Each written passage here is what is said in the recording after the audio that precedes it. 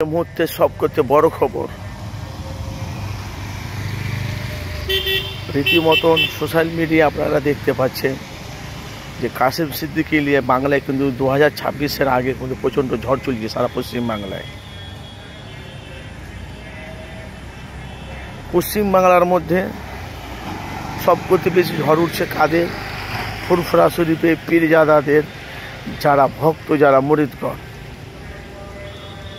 তো আমি যে কথাগুলো বলে একটু মনোযোগ দিয়ে শেষ পর্যন্ত শুনবেন, যেখান থেকে আছে। যে আইএসএফকে অক্সিজেন দিতে চাইছিল কাসেম সিদ্দিকী, সে কাসেম সিদ্দিকী এখন তৃণমূলের বড় সম্পদ হয়ে এখন আইএসএফের আরও সহজ হয়ে গেছে 2026-এর আগে। বাংলার মানুষ বলছে যে ফুরফুরা শরীফের পীর পরিবারে একজন যদি কাসেম সিদ্দিকী যদি আইএসএফের প্রার্থী হয়ে যদি বিধানসভায় ক্যানিং করে লড়তো ভালো হতো।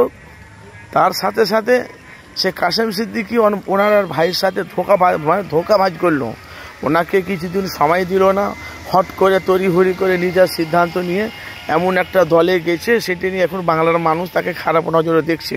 সব নয়, কিছু মানুষ কি যারা আইএসএফ করে। আর আপনারা জানেন আমি মানুষের কাছে সত্যটা তুলে ধরি। ভাই, বাংলাতে বহু জায়গাতে এখন প্রতিবাদ সভা হচ্ছে, মিছিল হচ্ছে, বেশিরভাগ সবাই হচ্ছে নওশাদ সিদ্দিকী। তো যেখানে সভা হচ্ছে সব জায়গাতেই নওশাদ সিদ্দিকী তারা ছোট বড় বিভিন্ন রকম কথা বলছে কাসেম সিদ্দিকীকে। তো উনি ওর ভাইয়ের সাথে নিজের পীর পরিবারের ভাইয়ের সাথে তারা গাদ্দারি করলো, বাংলার মানুষের সাথে তারা গাদ্দারি তো করবে। এইভাবে তারা সমালোচনা করছে। কেরে ভাই, আমাদের কাছে সব রকম খবর আসে, আমরা মানুষের কাছে যতটা পারি মানুষের কাছে আমি তুলে ধরি।